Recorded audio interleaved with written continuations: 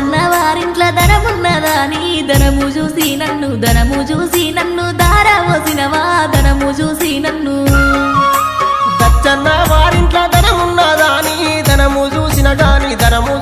గాని గుణము చూడాలే ధనము చూసిన గాని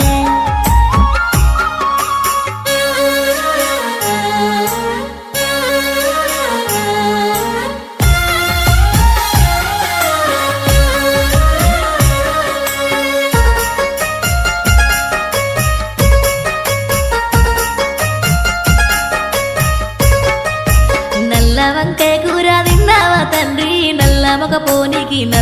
పోనీకి దారవోసినవా నల్ల మొక పోనీకి